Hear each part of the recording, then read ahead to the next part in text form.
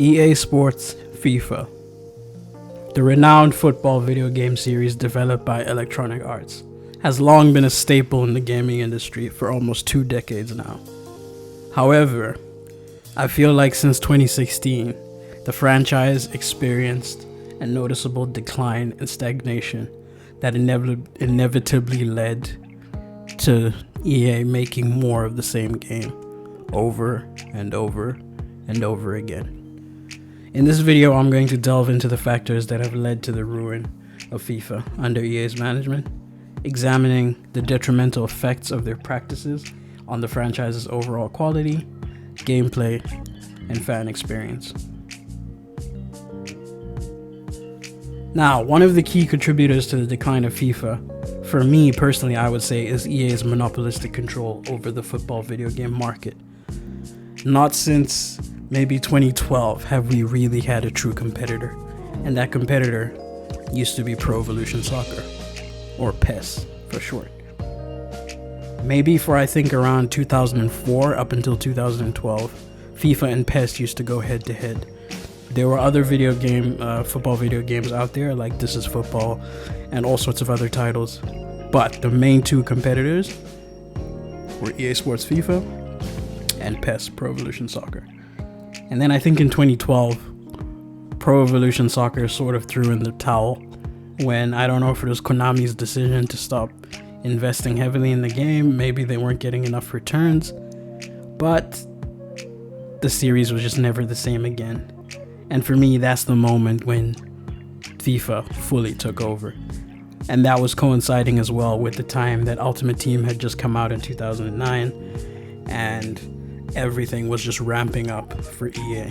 And at that moment, as soon as Ultimate Team took over the market, I don't think EA ever had a competitor from that moment onwards. EA acquired exclusive licensing rights from many prestigious leagues and clubs, effectively eliminating the potential competitors. And the absence of viable alternatives has diminished the incentive for EA to innovate and improve the franchise continually. And the lack of competition has led to a complacent approach, again resulting in the decline of the overall quality of FIFA, where FIFA can afford to have a game that has minor incremental increases without really changing anything, and people won't complain because people are still going to tune into the game. It's still going to sell millions and millions of copies because it's the only alternative. There's no real competitor. Recently we have I think it's called UFF that's launching as well. And now the interesting thing is, with EA Sports and FIFA actually parting ways in terms of licensing, it's going to be interesting to see not only what EA does with their upcoming title that's going to be called EA Sports FC, and then it's also going to be interesting to see what FIFA does with selling the licensing and the rights to maybe another developer to try and do their own thing. Now, the inclusion of microtransactions in FIFA games has become increasingly prevalent.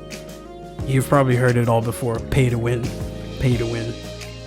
The introduction of FIFA Ultimate Team, for me, exemplifies EA's shift towards a pay to win model, where players can purchase virtual packs with real money to acquire star players, enhancing their chances of success.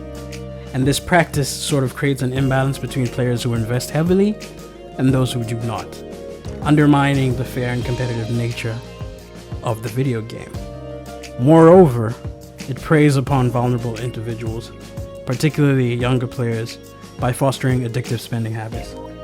And personally, I wouldn't say this is strictly exclusive to younger players, because there are also a demographic of really rich people, upper class, that can afford that.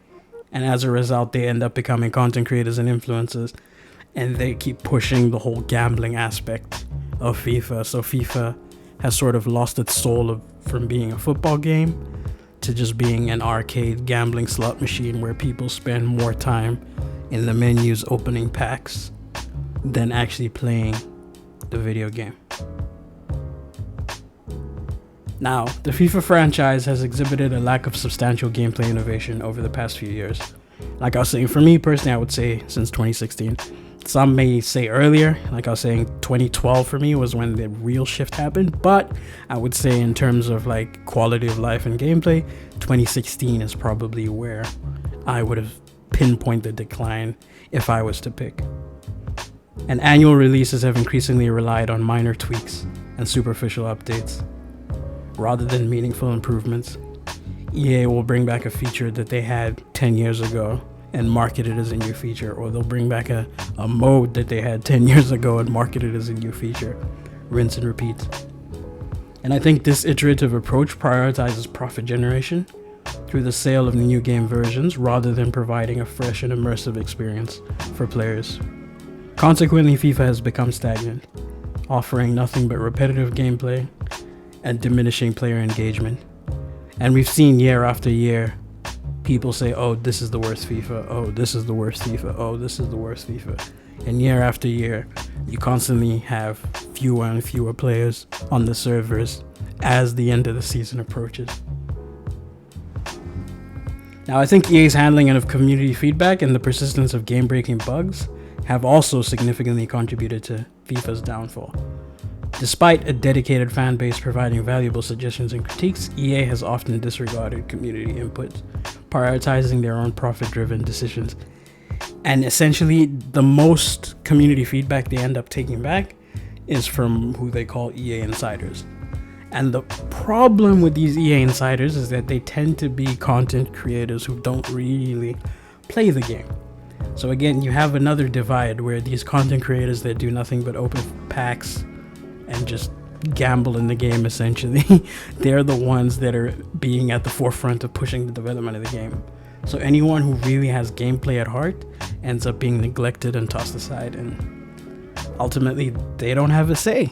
And that ends up being with a lot of career mode creators, a lot of pro clubs creators, and just so many other people, just the general community that actually wants to prioritize good gameplay as the basis, the building block, if you will, of this sports franchise. But EA just tosses it to the side.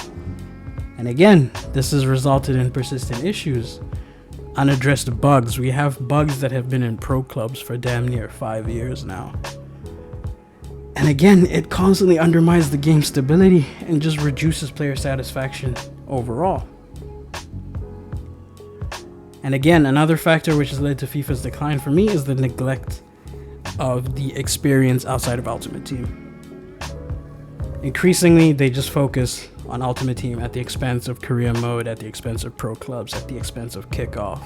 And again, the lack of meaningful updates and improvements to these other modes has left a divide in the FIFA world, essentially, where you have players who play FIFA just to enjoy all the other modes, and then you have players who strictly just play Ultimate Team and nothing but Ultimate Team, and all they do is grind Ultimate Team. So they end up not even being able to enjoy the rest of the game. So you have this little sections where you have Volta players, pro clubs players, career mode players, Ultimate Team players. It's not like one cohesive environment, if you will. And I think this disregard for the community has sort of alienated a significant portion of the FIFA player base. Like I was saying, it's created little pockets of sections and players and everything, further contributing to the franchise's decline. Now again, like I said, it'll be interesting to see what happens. Where do you think the franchise is gonna go from here? Do you think the split between EA and FIFA will be good? Personally, my take, I'm cautiously optimistic. I'm kind of excited to see where we're gonna go once UFF launches. I think it's called Ultimate Football something. Once they launch, we want to see what they have out the gates. It's probably not going to be a perfect polished game, but competition is competition and iron sharpens iron, so the more the merrier is my opinion. So it'll be interesting to see what happens with them. It'll be interesting to see if PES ever comes back to life, because as you may know, it's been renamed to eFootball. It was turned to a free-to-play game, and it's really just been on the decline ever since. So will Konami ever revive eFootball? That's up in the air as well. And then, like I said, with the split, so all we know so far is that we have EA Sports FC coming out as EA's new FIFA replacement.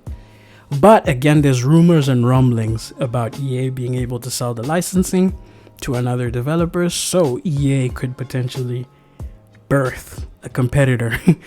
And I'm saying EA, FIFA could birth a competitor to EA Sports. But the thing is, right now, maybe the only viable option would be to give it to 2K, and maybe with the success of NBA 2K, maybe 2K adds FIFA to their roster and they give us a new football game.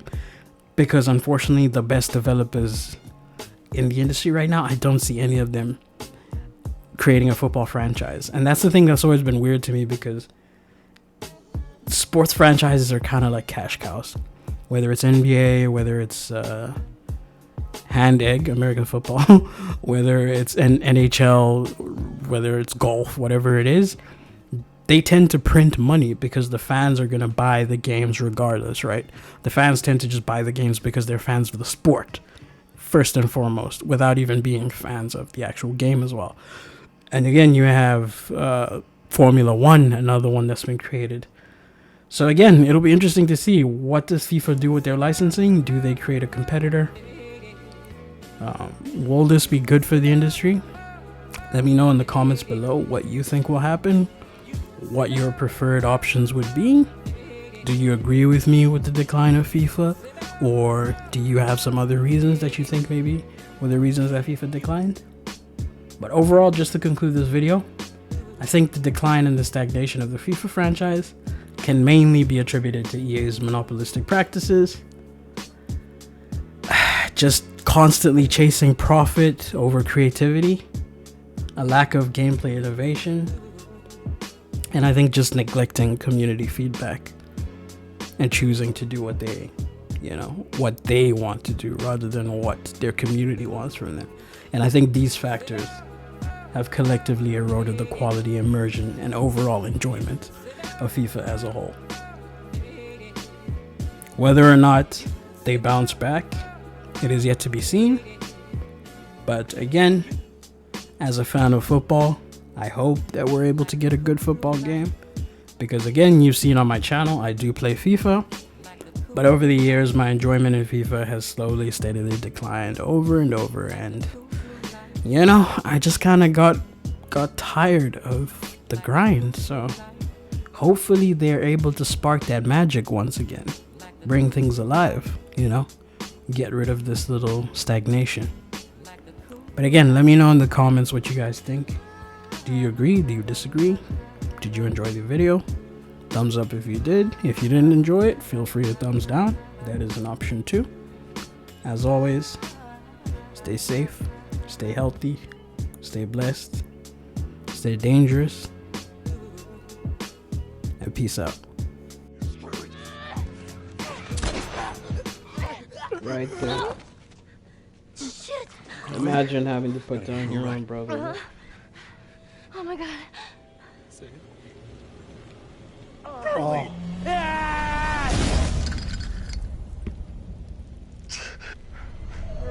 Last time. Come on. Let's go. Woo.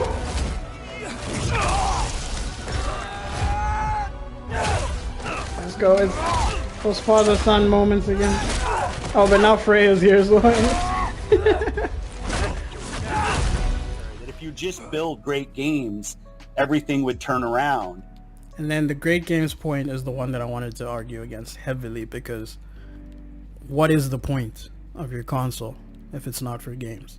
Like, what is the point of having a console if you're just going to do Game Pass and cloud gaming? Like,